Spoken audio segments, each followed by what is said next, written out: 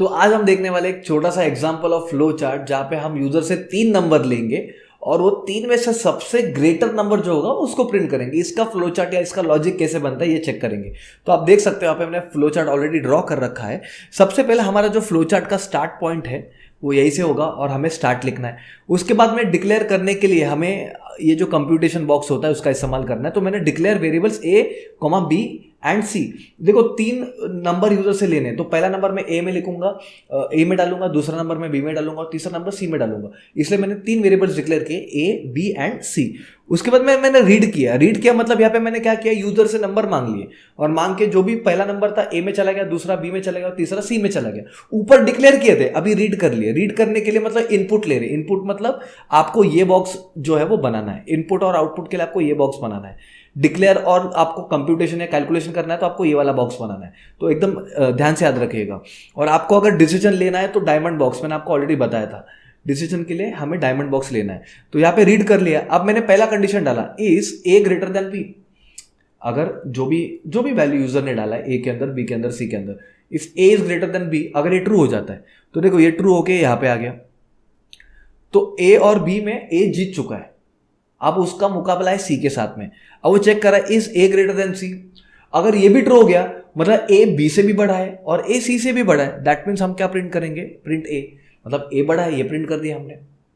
अब हम लोग थोड़ा लॉजिक अलग कर देते हैं। यहां पे हम लोग चेक करेंगे, is a greater than b. अब मान के चलते हैं ये ए ग्रेटर देन बी, इसको मैं रफ कर देता हूं ताकि आपको डिटेल में मतलब अच्छे से समझे कि ये किस तरीके से होता है।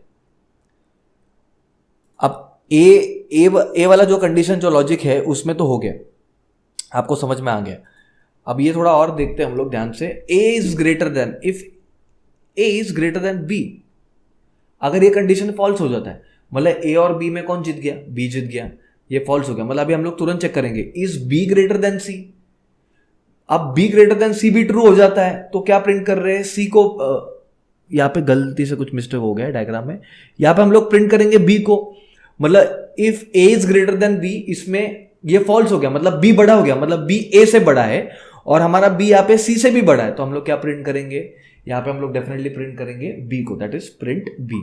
अब मान के चलते हैं हम लोग, एक लॉजिक ऐसा भी हो सकता है कि ए इज ग्रेटर देन बी, ये ट्रू हो गया मतलब बी ए से बड़ा है, ये तो पता चल गया हमें।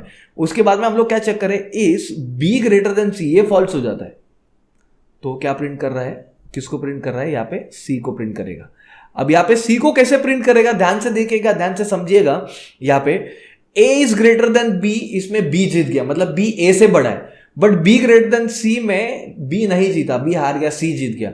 मतलब सी बी से बड़ा है और बी ए से बड़ा है, मतलब इनडायरेक्टली सी सबसे बड़ा हो गया। तो यहां पे मैंने क्या प्रिंट कर दिया, सी इज ग्रेटर, मतलब प्रिंट मैंने कर दिया सी को। तो ये एक एग्जांपल है, एक लॉजिक है। इसको देखो और अलग तरीके से भी कर सकते हैं। जैसे ए ग्रेटर देन बी, ये ट्रू हो गया मान के चलते, मतलब ए बी से बड़ा है। बट ए ग्रेटर देन सी, ये फॉल्स हो जाता है।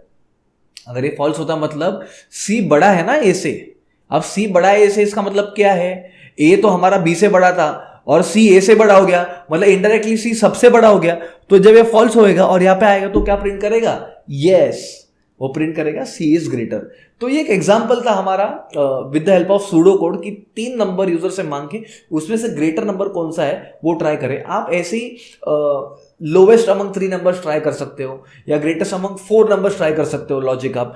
अब और एक बात आपको याद रखना है, जब भी आप फ्लो चार्ट लिखोगे सिर्फ इतना नहीं करना है, डायग्राम ड्रॉ करके छोड़ना नहीं है, आपको एक वर्किंग नोट करके बनाना है नीचे।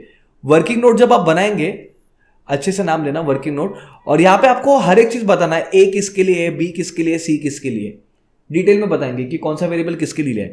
उसके बाद में आप लॉजिक लिखेंगे, आपके फ्लो चार्ट का लॉजिक क्या है कि ये कैसे काम कर रहा है। जैसे मैंने आपको एक्सप्लेन किया, अगर ए ग्रेटर है बी से और ए ग्रेटर है सी से तो ए ग्रेटर हो गया। तो आपको उस तरीके से एक्सप्लेन करना है कि आपका जो फ्लो चार्ट का फ्लो है वो किस तरीके से जा रहा है। जैसे मैंने यहाँ पे एरो देके आपको समझाया, वैसे आपको एक सिंपल इंग्लिश में लिखना है। देखो आप क्या करेंगे ना, ये चीज लिखेंगे अगर आप, मतलब आपने लॉजिक भी एक्सप्लेन कर लिया, आपने बता दिया कि आपने वेरिएबल्स भी क्यों डिक्लेयर किए, किसके लिए किए हैं, उसका काम क्या है, तो आपको पूरा चांसेस है कि आपको फ्लो चार्ट में पूरे के पूरे मार्क्स मिल जाए। So this is all about flow chart. यहाँ पे हमने आज देखा है ग्रेटेस्ट अमंग 3 नंबर्स जो हमने फ्लो चार्ट में ड्रॉ करके दिखा है। Thank you very much for watching this video.